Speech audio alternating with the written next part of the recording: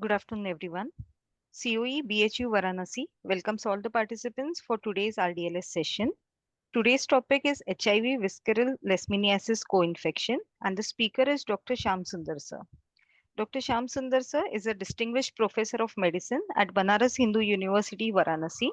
He has 659 publications, including more than 453 papers on Kala Azar to his name to date. His H index is 105 with more than 45,000 citations. He is the author in numerous textbooks, including the two most popular and prestigious textbooks of medicine, Harrison's Principle of Internal Medicine and Davidson's Principles and Practices of Medicines for more than 15 years. He is also the recipient of the prestigious Anne Morer-Secheny Award for 2010 by the Morer-Secheny Foundation, Geneva, Switzerland, and the IDSA AIDS Fellowship from IDSA, USA. He has been selected as a distinguished international fellow of the American Society of Tropical Medicine, Hygiene, and an honorary fellow of the Academy of Medicine of Malaysia. He has numerous awards, orations, which include 3 ICMR awards and a Dr. B.R. Ambedkar Centenary Award for Excellence in Biomedical Research. He has delivered numerous named orations in India in recognition of his contribution to the field of infectious diseases. He ranks at the top in the tropical medicine and microbiology scientist in India. We welcome you, sir, for today's session. Thank you for giving us time to facilitate this session.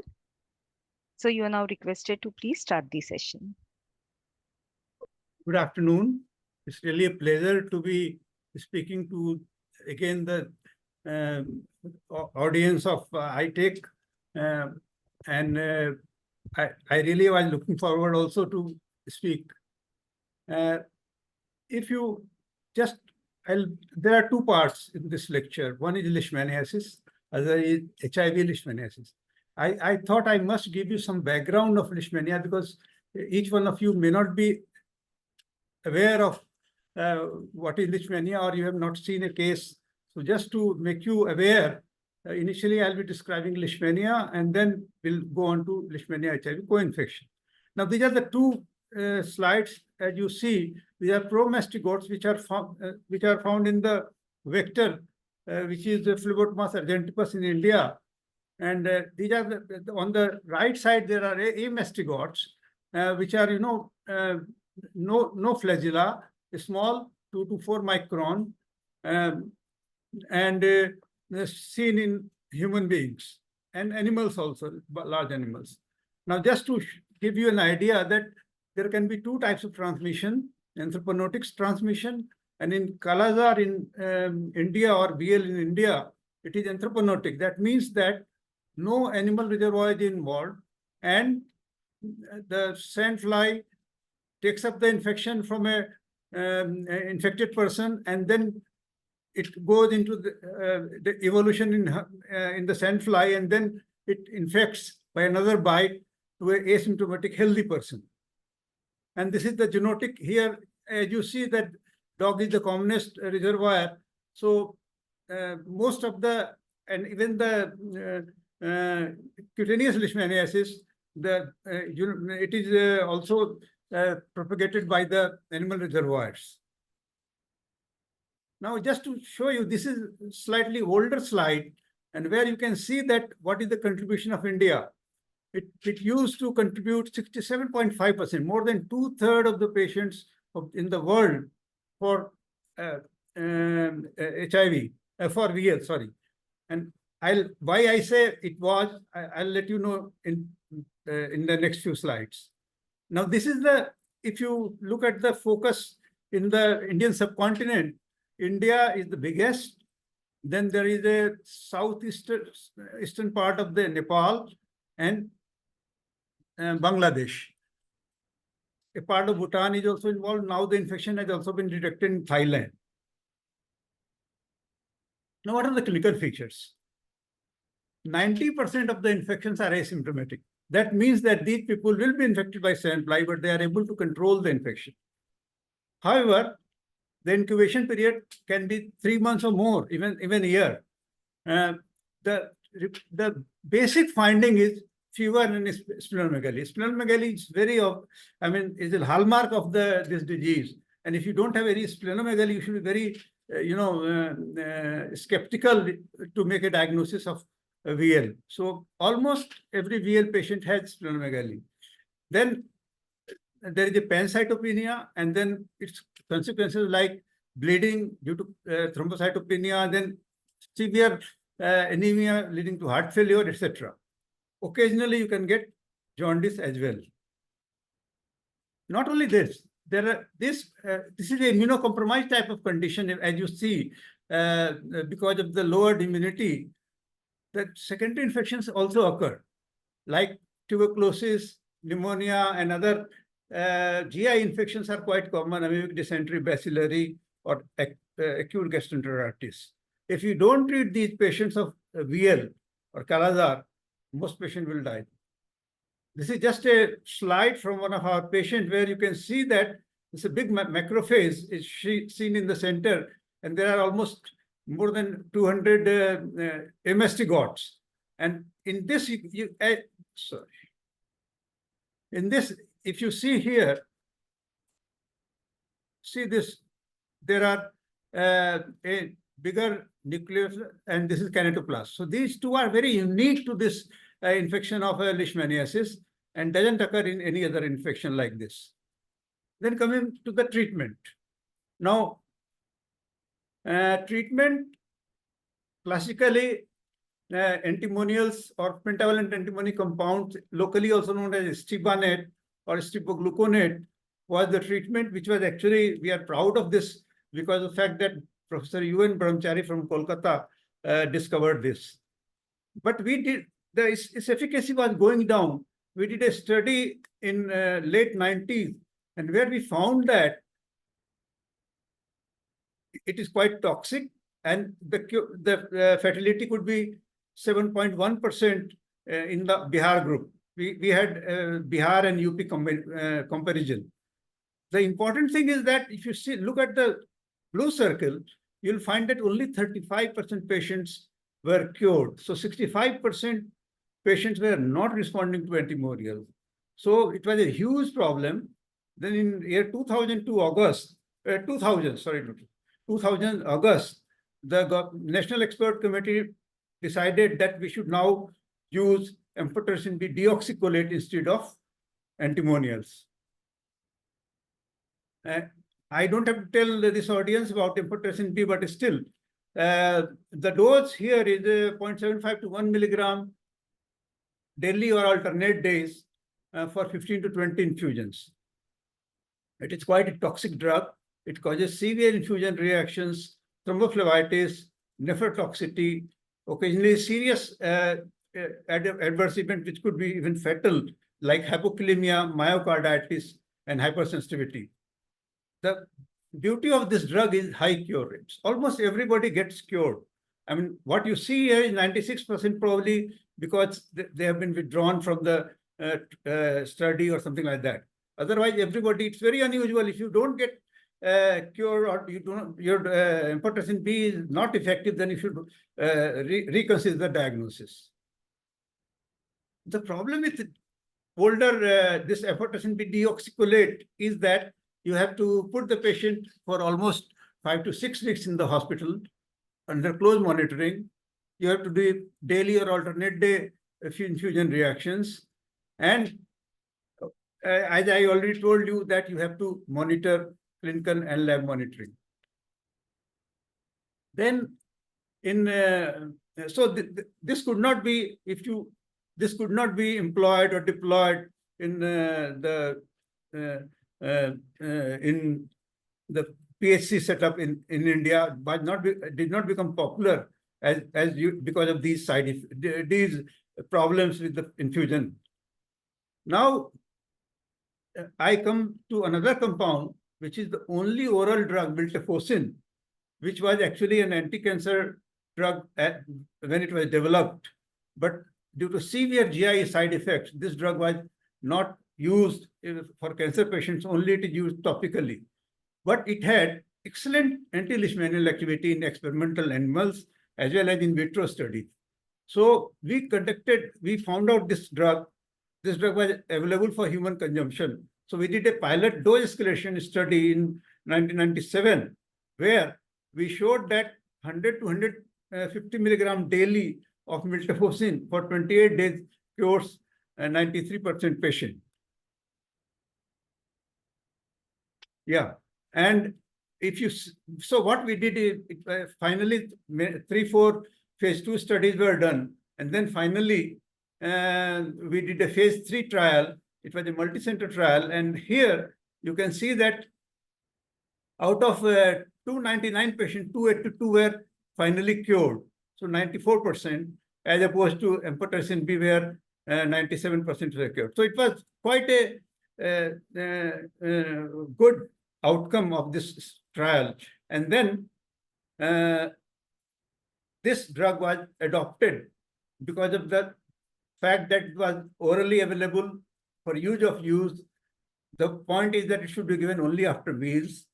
Again, the toxicity we saw in cancer patients was also occurring in our real patients or Kala-Azar patients also.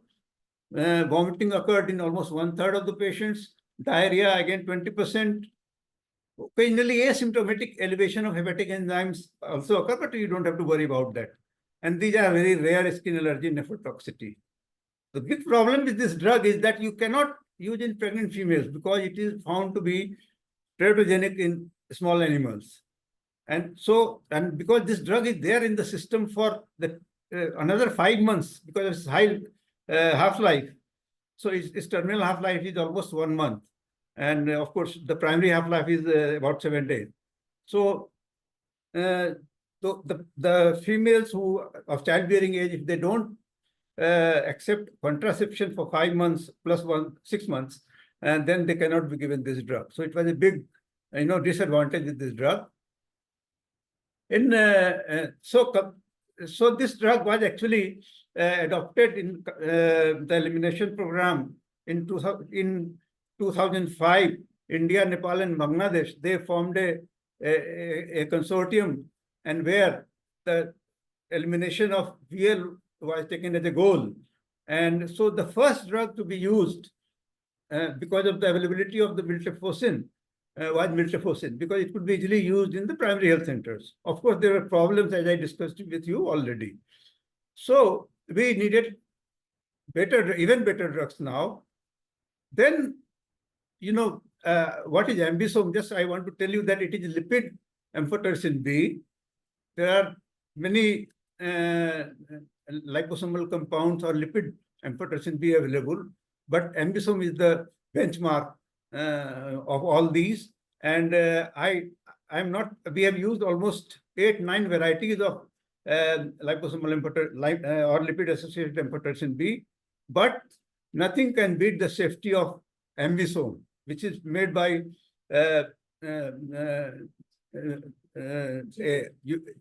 American company, Gilead. So we did several phase 2 type of studies where we found that if you give 3.75 milligram to 15 milligram total dose, it cures 89 to 96%.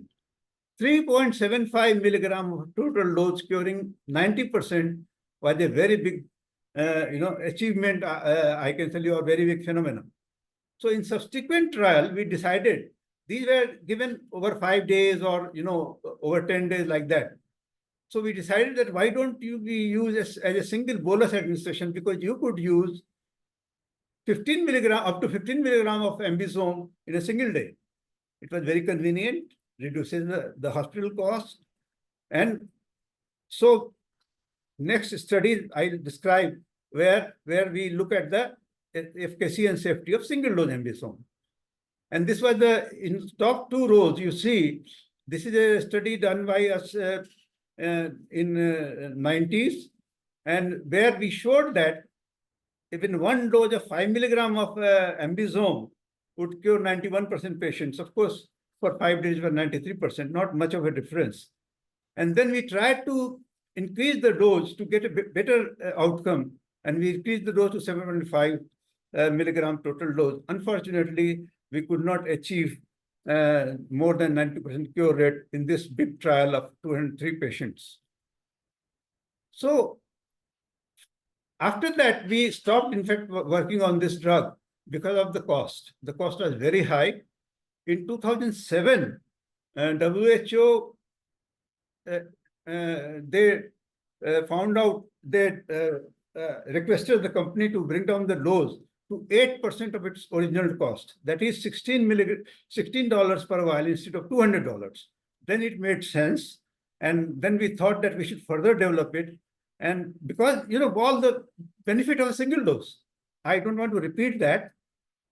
So we did a big trial where we had 304 patients treated with ambisome as compared to deoxycholate amphotericin B, 108 patients.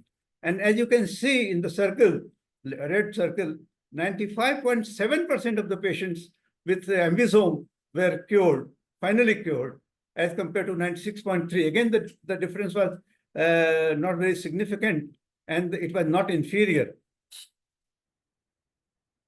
Another beauty of this drug, you see here, we are comparing liposomal amphotericin B versus deoxycholate. And as you can see, the infusion reactions are only 40% in patients with ambisome as compared to 64%. But this does not tell you the story. The story is that with ambisome, the magnitude or the severity of the side effects were very, very low as compared to those with the amphotericin B deoxycholate. And others where there not much of a difference. Then this trial actually became a game changer, and in the treatment of Kala-Azar. And Gilead, the manufacturers, they announced that they will be now giving donation and initially 45,000 vials of ambisome was donated. So in 2013, the elimination strategy was again revised, and single dose liposomal amphotericin B replaced miltefosine for treatment of VL in the Kala-Azar elimination program. So I told you earlier when I showed you that 67.5% was the contribution from India. Now you can see the number of cases came down. I'll elaborate on it further also.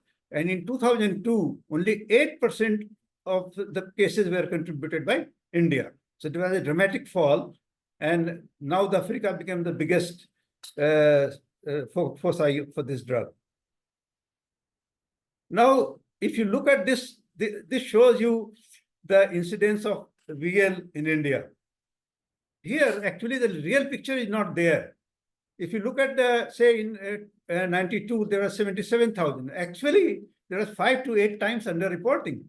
So this picture would be something like 400,000 or 300,000. Then, of course, with amphotericin B, where the use was between 1996 to 2004, you can see that there was some decrease in the incidence, but we are not very sure because it was not a controlled this thing.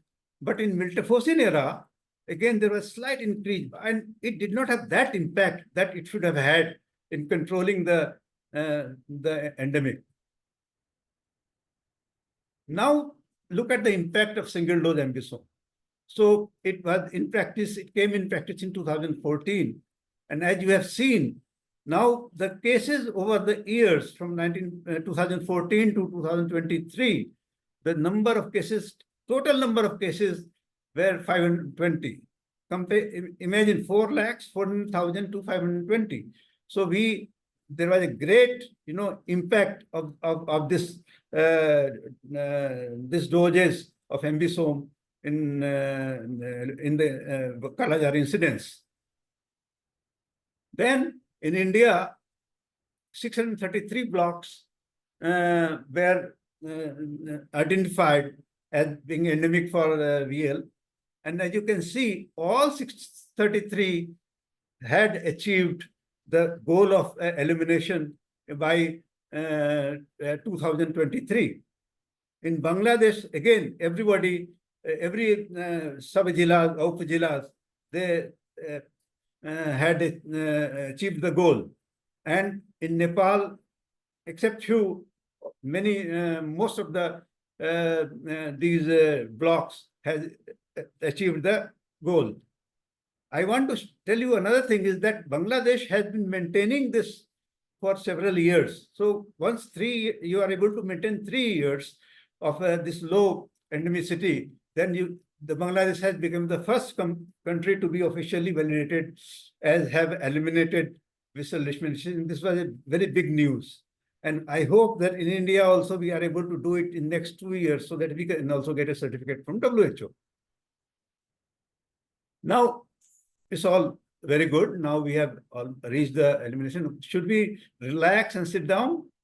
But we should know what are the threats. The threats are that with elimination, the number of active VL cases is going down, but there are cases of PKDL, post-chalazial dermal leishmaniasis, and HIV VL co-infections who can actually propagate the or initiate another an epidemic, another endemic. So, with increasing number of cases in HIV in India, there is a great chance of co-infection with visceral leishmaniasis in endemic areas. HIV positive individuals are more at risk of developing a VL. As you know, I already told you that their immunity is not up to the mark and are at a much greater risk to die from the disease. So if you don't treat this disease in time and able to successfully treat, the patient may die. Now, we did a study, just to show you, we did a genodiagnosis study. This was published in 2021 in Lancet Microbe, where we took healthy sandflies. As you can see, the numbers 30 to 32 females and 10 to 12 male sandflies in a feeder cup, feeder chamber. I'll show you what is that.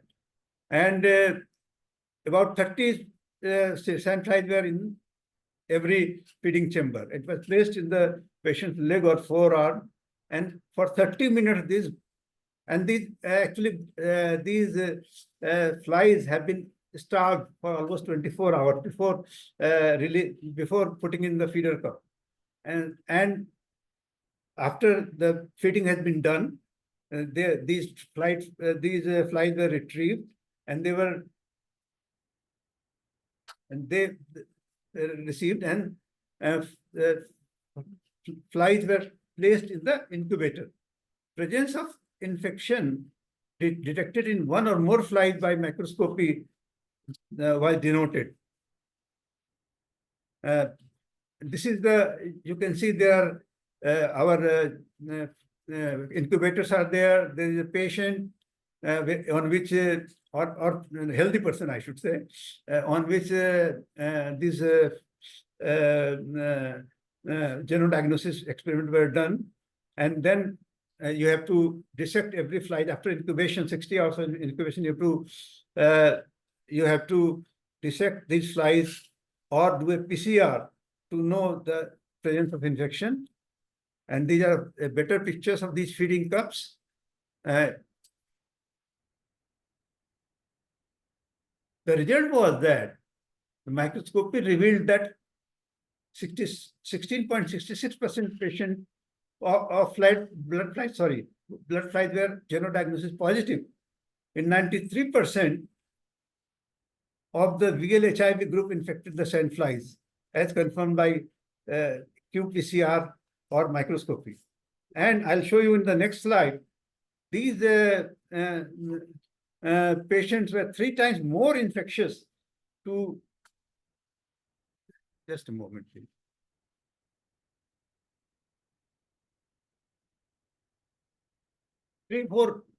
Three times more infectious than those without HIV.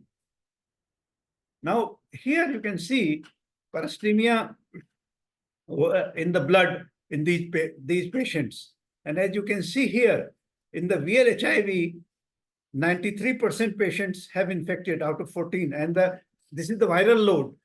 This is a parasitic load, I'm sorry.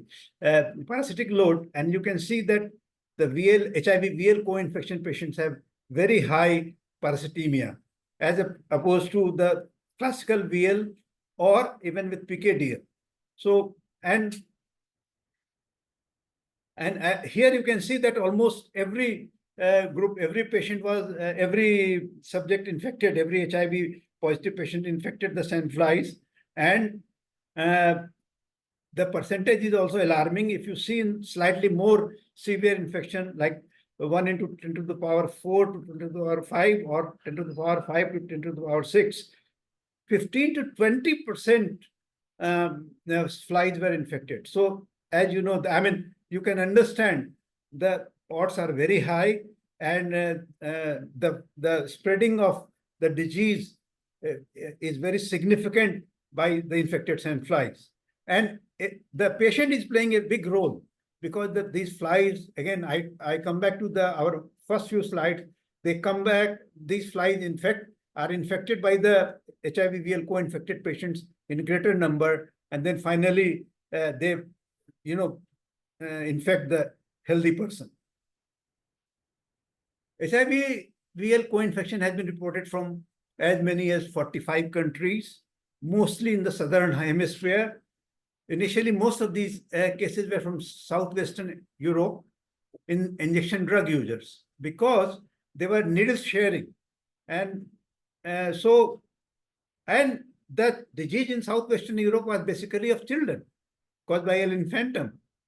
But once this HIV infection, once the HIV infection picked up, now adults started getting infected, and the number of cases also increased of HIV-VL co-infected people.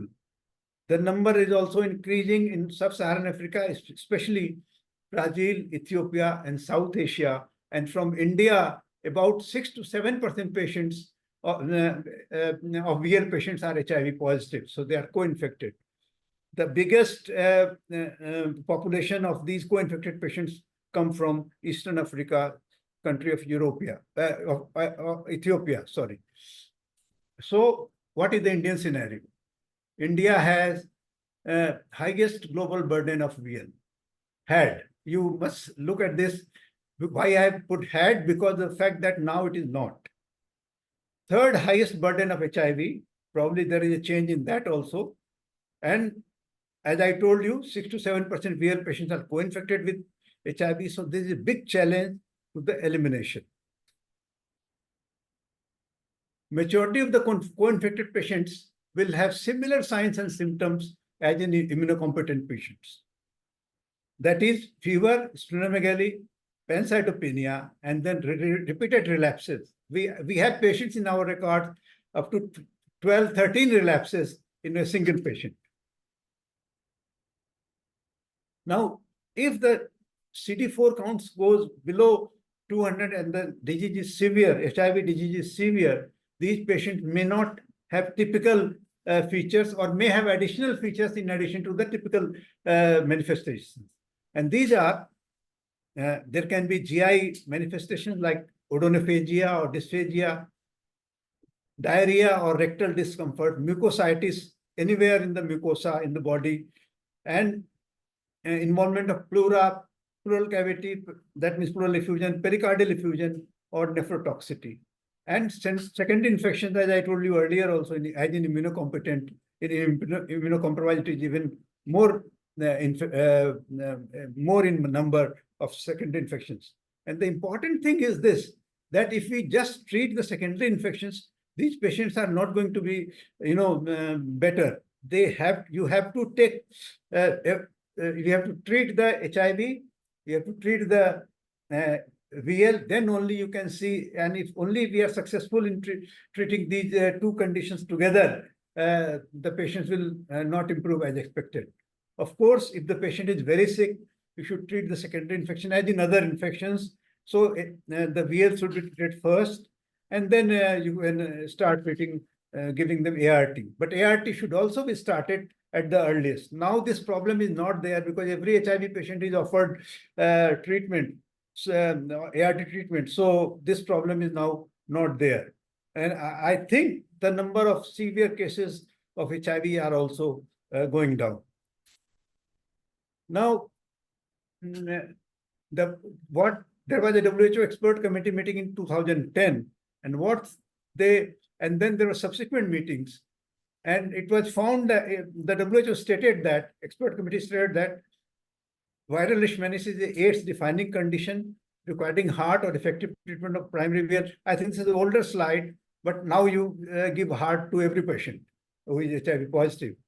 And with effective treatment of primary VL. If you use antimony in India, it is not going to cure. So we have to use a very effective drug, and I think ambisome is one drug which, and I'll come to that also, details of those also, where you see that we have to give we have to treat these patients with all our might to get them cured.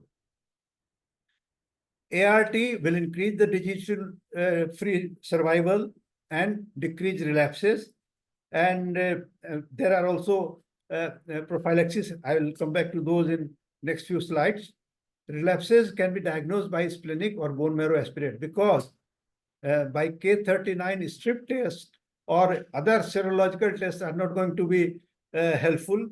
Another important method that we are using nowadays is qPCR, by which you can detect the infection confidently. And as I already told you, relapse has to be treated with an effective, good regimen. In immunosuppressed, in advanced HIV infections, because of the lower CD4, I already told you this, it predisposes to VL. And again, I don't think I have also told you that in Mediterranean region, it was a disease of children, and then it became the disease of adults also. But important point is the last point, that is HIV VL patients are human reservoir for Leishmania. And there are incidences that outbreaks have been pointed to a VL infected patients, fresh outbreaks.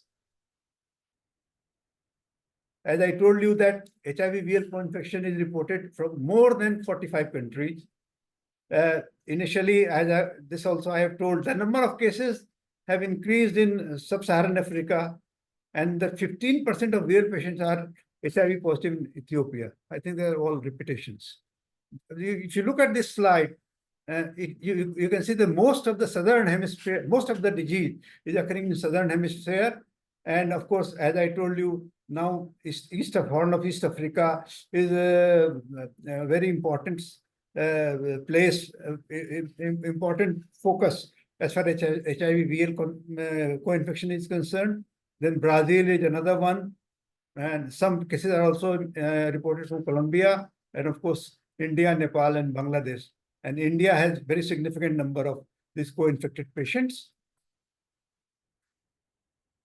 What are the epidemiological implications? Again, I think we have discussed this, but I'll repeat it again. In areas endemic of VL, many people will have asymptomatic infection. So it's not only if we are able to suspect even slightly, we should go for diagnostics. Today, as I told you, qPCR is a very important method in which the patients who cannot be diagnosed parasitologically, the qPCR can give you a diagnosis.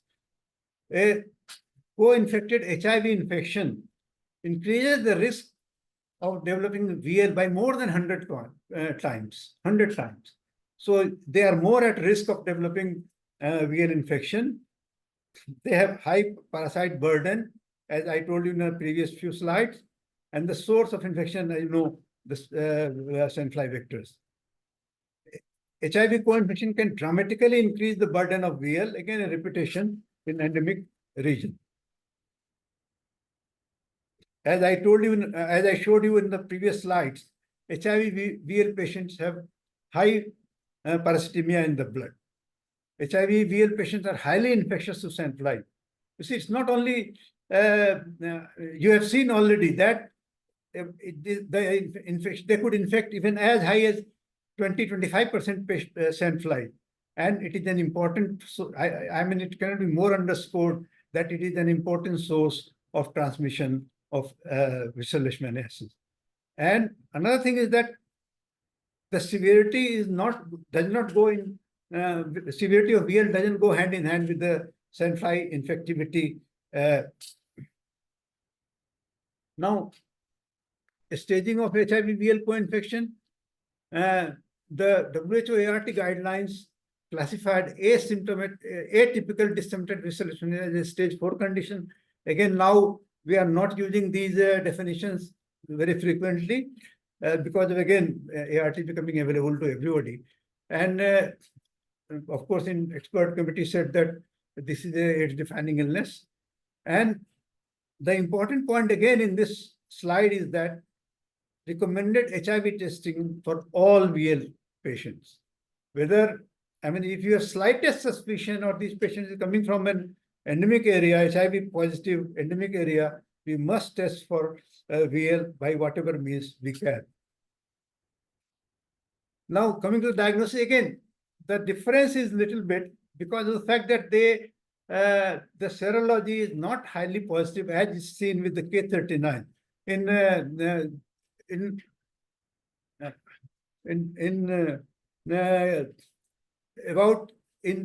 Europe, it has been found to be having a sensitivity of 50%. However, so far as our experience is concerned, in India, most of the patients are positive for RK39, but in Europe, it's not. As I already told you that splenic or bone marrow smears. In HIV patient, another important point that I missed is that you can detect the parasites in the Buffy coat. And then finally, qPCR or PCR, as I told you earlier. Now, the guidelines for HIV-VL co-infection has been revised, and these are new guidelines, came in vogue only 2 years ago, and WHO has recommended it, and it has been published also.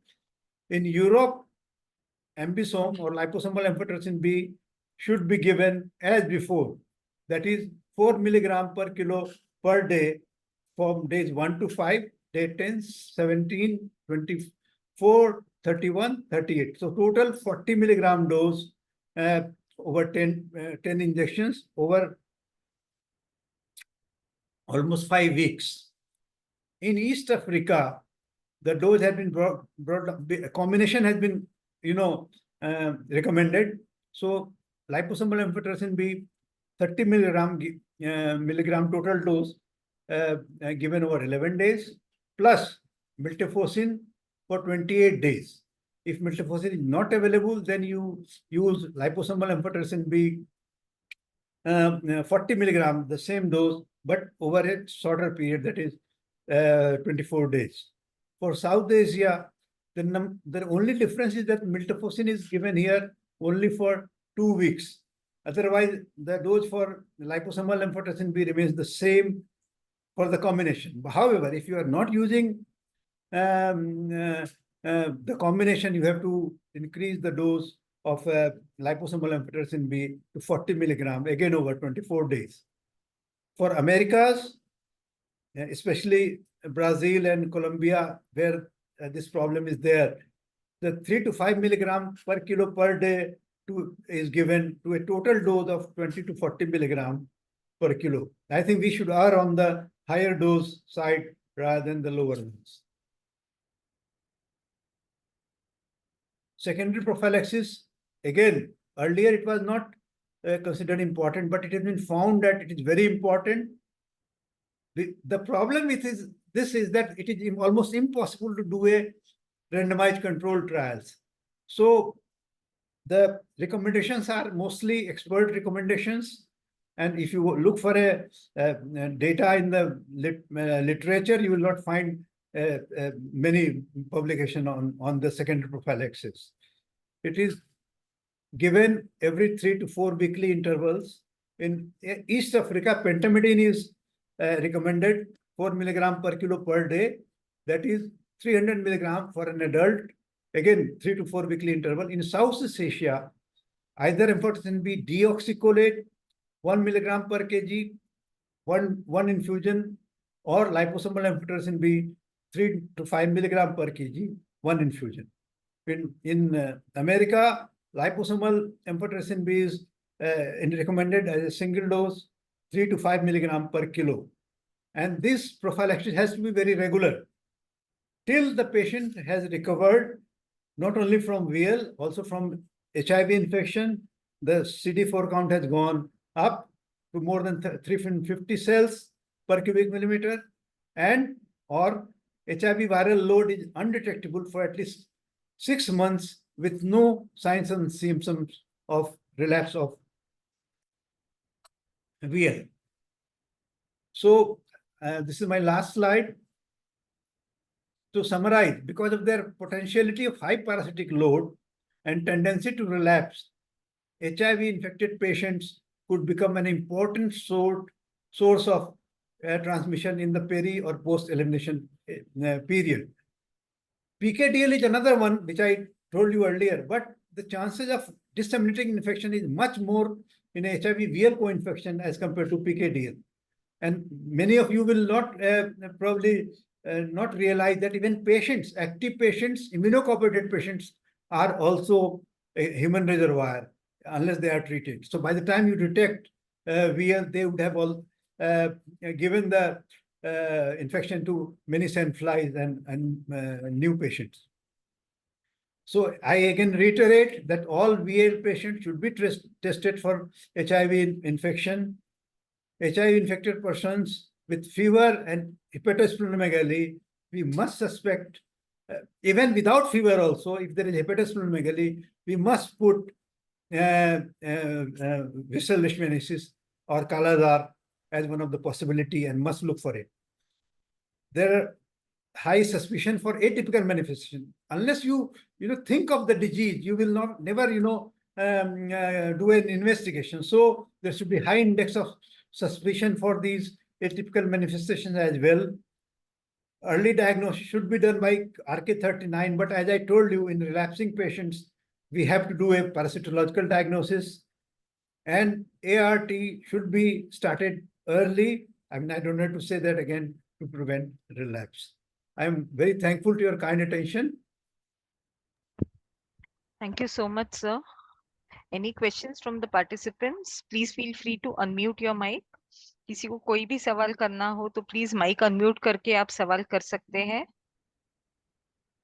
या type भी कर सकते हैं। जी, आप chat box में type भी कर सकते हैं।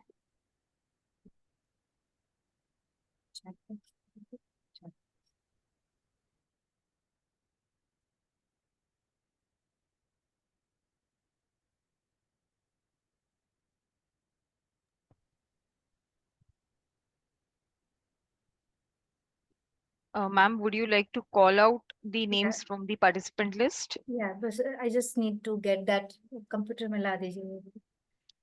Chat box. Chat box नहीं दिख रहा।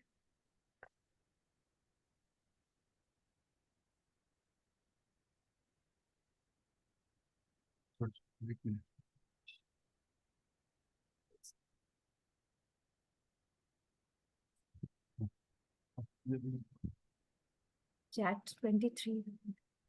मैम चैट बॉक्स में क्वेश्चंस नहीं आए हैं अभी। ओके, सो एक्चुअली मैं ये वाला जो HIV-VL पे जो ये टॉक था, ये क्यों किया गया, दैट ये कंसेप्ट होना चाहिए, क्योंकि इंडिया VL एलिमिनेशन के फेज में आ गया है। ऑलमोस्ट 1 साल हम लोग का नंबर्स काफी कम थे, और 2 साल अगर इतना ही कम रहे तो हम लोग 3rd ईयर में WHO हम लोग को VL एलिमिनेशन का सर्टिफिकेट दे देगा।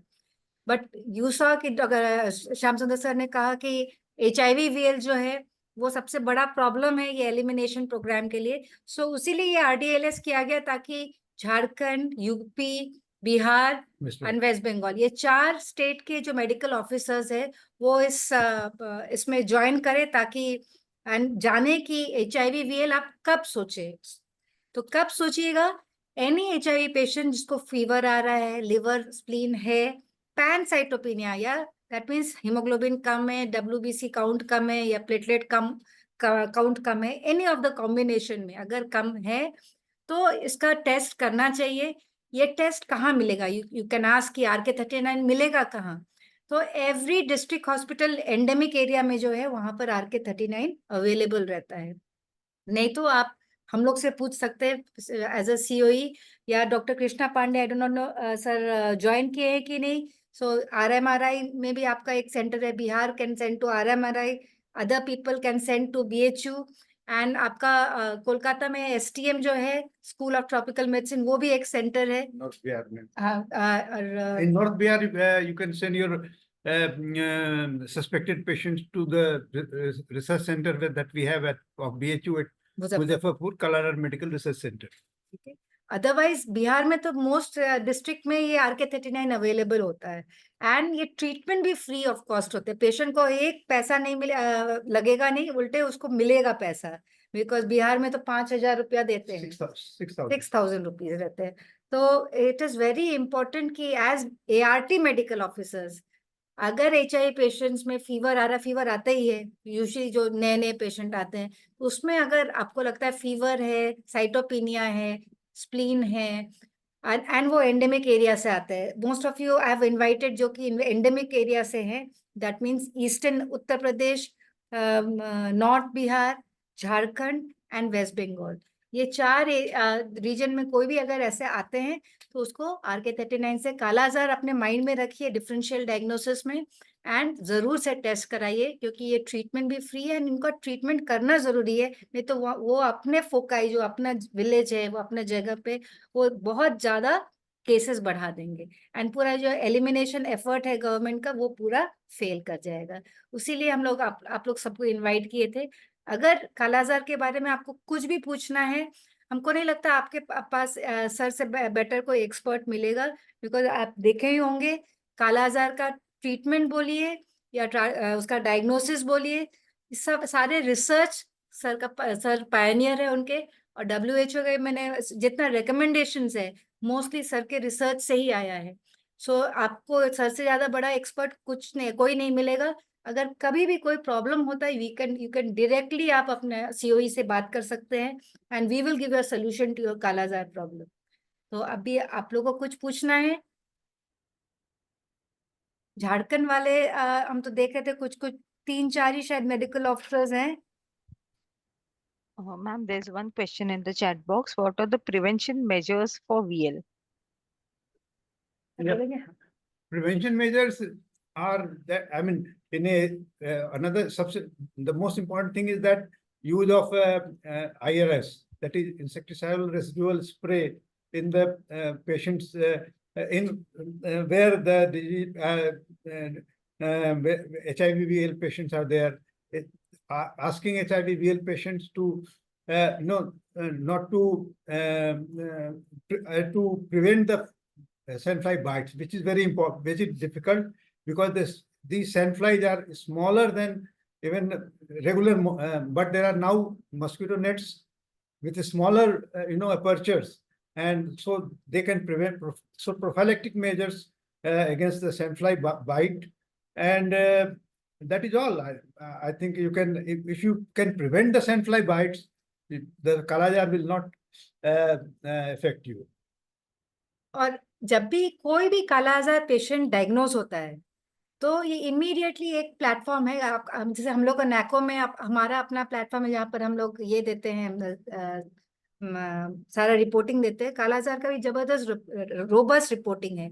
तो एक पेशेंट जैसे उसका एड्रेस लिखा रहेगा, people will go and do IRS, that is indoor residual spraying.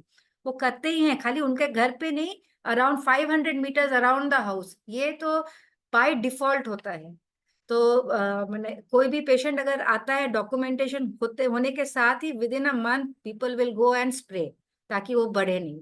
तो ये भी प्रोग्राम बहुत रोबस्ट है, जैसे आपका NACO का प्रोग्राम है उसी तरह national vector borne disease control programme भी बहुत रोबस्ट है, एंड कालाजार के लिए काफी कुछ किया है actually, if you just see कितना नंबर्स कम हुए हैं। ठीक है, तो Ma'am, there's one more question. Yeah. Are there any diagnostic challenges among HIV-VL co-infected patients being immunocompromised? Diagnostic challenges. RK39 may not. Yeah, as I told you, about a large chunk of the patients will be positive for antibodies. So you have to have a parasitological diagnosis. Now there are various ways by which you can make a parasitological diagnosis. One is microscopy in spleen or splenic or bone marrow smears. splenic can be very dangerous. So I will not advise that those who are inexperienced about it, you should do it. Then sometimes in buffy coat, which is not very easy to do and not easily done, but there are many reports from the endemic areas that the buffy coats can be positive. I think the easiest at the moment is PCR. You may ask why, because PCR is a very fancy test. But now with the advent of COVID-19, almost every district hospital has the capacity to do PCR. Only they have to set up. So if you can, if there is a district hospital in your area, you should request for these, setting up of PCR diagnosis of Leishmaniasis. It is not going to cost, because the machine is expensive. It's already there. So only the reagents will cost very little, and you have to have a training, of course, in doing PCR. But as I told you, serology is not very helpful. As in India, I should say that because everybody almost, I've not seen many patients who are seronegative of it. So if there is a seropositive patients, you should consider a diagnosis and try to make a parasitological diagnosis, which will not be difficult, because the bone marrow sensitivity also increases because the infection rate is very high. So, Dr. Ravi, I just want to add to it what we do. Usually बोला जाता है कि HIV-VL में antibodies नहीं form करते, but that is not true for India. India में RK39 is a very good test, and it has, as sir said, कि almost 100% में ये positive आता है, whether they are HIV positive or negative. ठीक है. Now the problem हम लोग का आता है जब relapse होता है. तो जब एक बार कालाजार हुआ, RK39 पॉजिटिव हो गया, तो लाइफ लॉन्ग RK39 पॉजिटिव रहेगा. तो रिलैप्स जब होता है तब हम लोग क्या करते हैं, तो हम लोग को पैथोलॉजिकल डायग्नोसिस करना है, तो स्प्लेनिक भी कर सकते हैं, जो कि हम लोग अवॉइड करते हैं. तो बोन मैरो से हम लोग एस्पिरेशन निकालते हैं. जो स्लाइड सर दिखा रहे थे कि बोन मैरो का मैक्रोफेजेस है, उसके कुछ अंदर एंड कुछ बाहर एलडी बॉडीज, वैसे ही दिखता है. बट आप सिंपल बोन मैरो का भी अगर पीसीआर कर दे तो that is very very sensitive. So that is the problem. And otherwise normal patients में RK39 does very well in India, तो कोई problem ही नहीं है. तो primary diagnosis आप RK39 से कर सकते हैं. लेकिन अगर relapse cases है, then you have to send to a tertiary care जहाँ पर bone marrow हो या PCR का provision हो. So that is a problem. Thank you, ma'am. Thank you so much. And there's another question: any drug interaction between VL treatment and HIV ART? No. Not at all. Not at all. Amphotericin B, so actually we are giving a lot in cryptococcal meningitis also, and so not Yes, at all. yes. Yeah. Thank you, ma'am. Where are you from, Dr. Ravi? I'm based at Delhi, ma'am, working with CST division NACO with iTech, ma'am. Okay, okay. Thank you. So Bihar, Bengal और UP वाले कोई problem आप लोग को, कोई question? Dr. Jaya, can I come in? Yeah, Yes, please, Dr. Krishna. I didn't see. बोलिए. Yeah, the video was not. Sir, it's an excellent presentation. Thank you. I do not have any questions. It's just a compliment. Very, very well presented, sir. Thank you, Krishna. Thank you. No, but I must introduce Dr. Krishna Pandey. Also, many of the people in Bihar, they know that he is in charge of the ART program in RMRI. But he is a pioneer again in Leishmaniasis research also. So he's done quite a lot of work, and many of them, sir and Dr. Krishna Pandey, they have done it together also. So he's another expert. तो आप लोग को बिहार वाले को कोई problem होगा तो you do not need us. You have Dr. Krishna Pandey for you to help you out. Especially RK39 कहाँ भेजे, दवा कहाँ मिलेगा. So those problems आपको face नहीं करनी पड़ेगी. Any more questions? आप अनम्यूट कर सकते हैं या आप चैट बॉक्स में भी लिख सकते हैं. That was a very well made presentation, Dr. Shyam sir and Dr. Jaya ma'am. And thank you so much for that.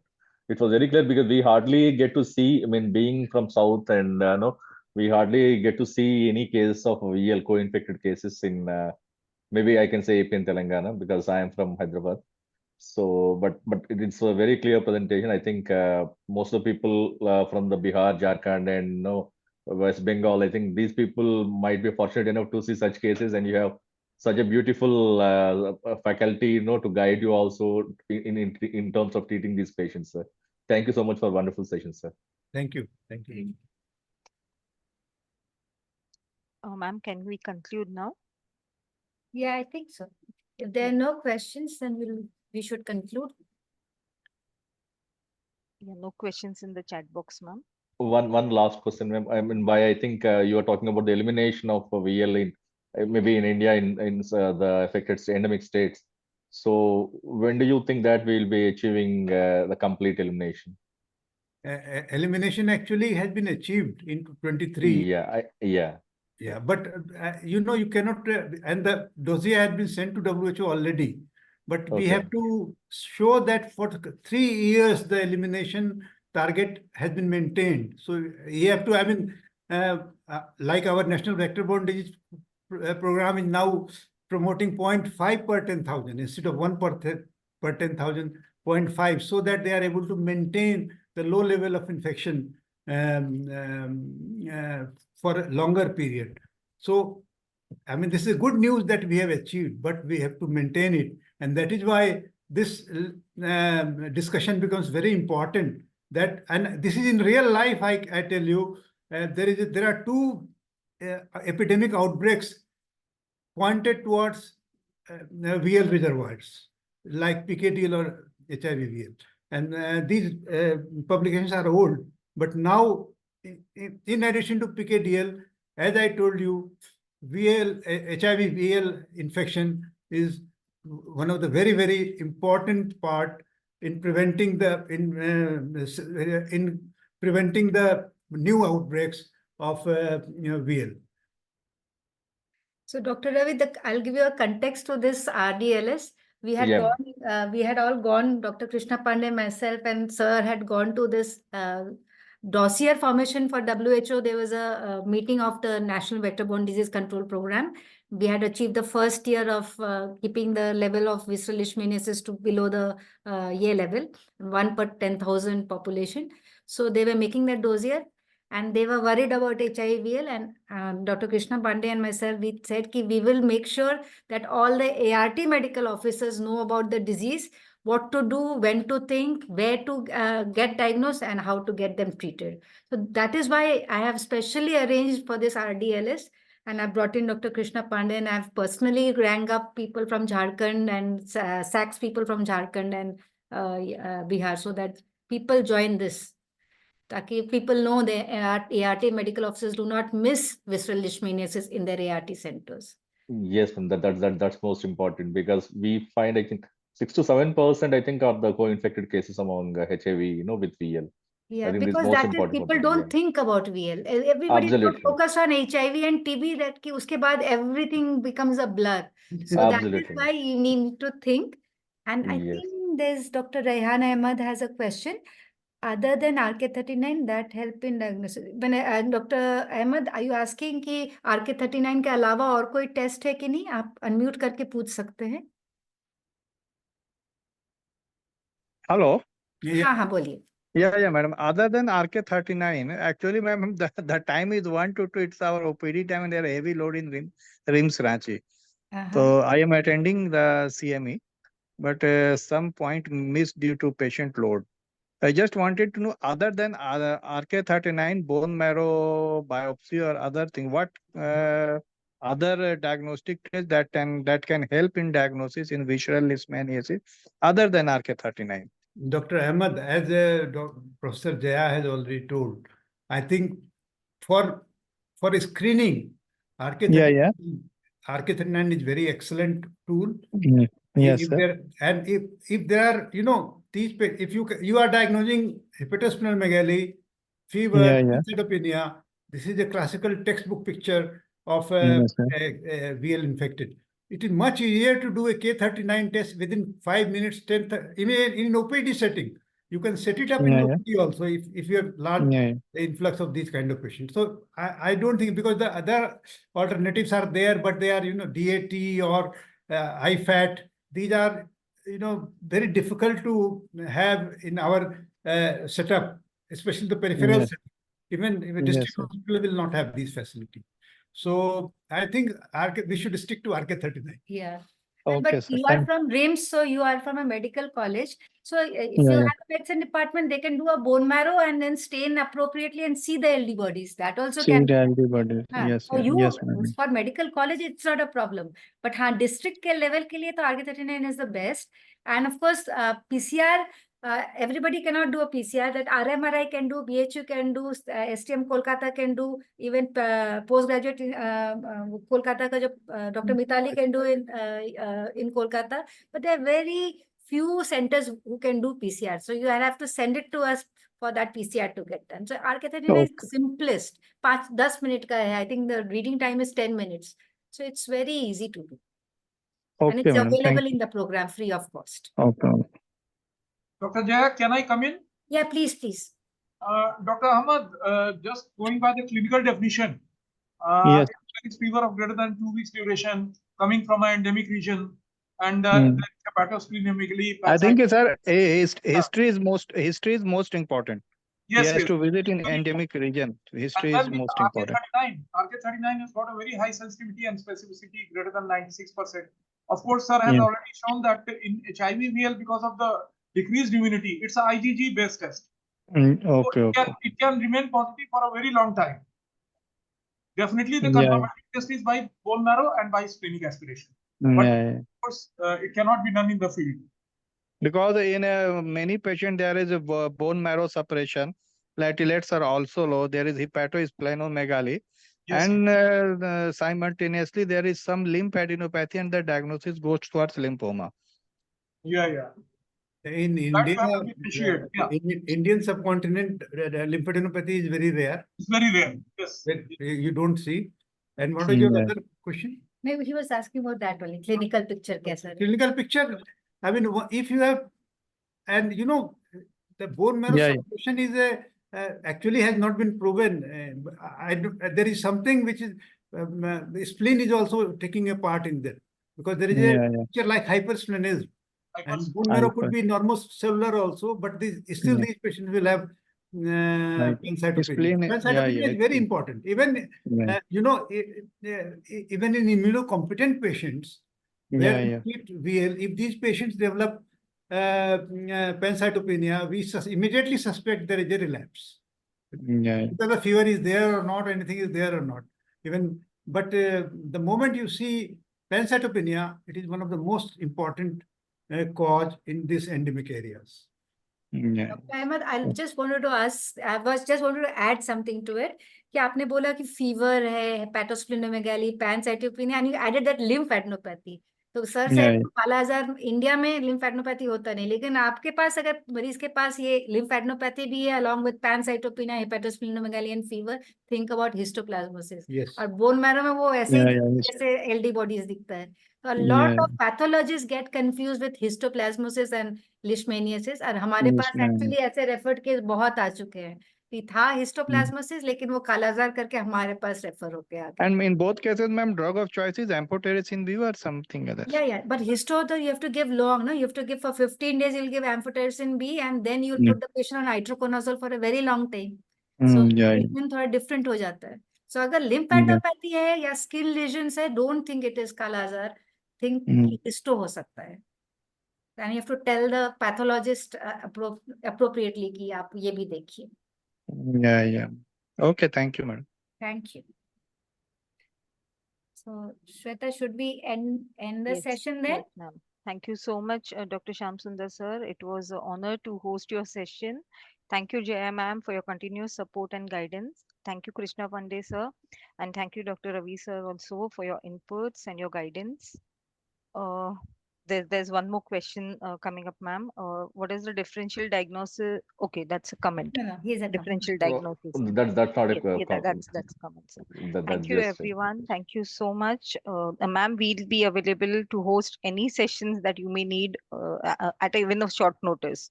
We'll be happy to support anytime, ma'am. You're very supportive, Shweta. Thank you so much. Thank you, everyone. Thank you to all the participants for patient listening. We'll conclude the session now. Thank you, ma'am. Thank you, sir. Thank you, everyone. Thank you, sir.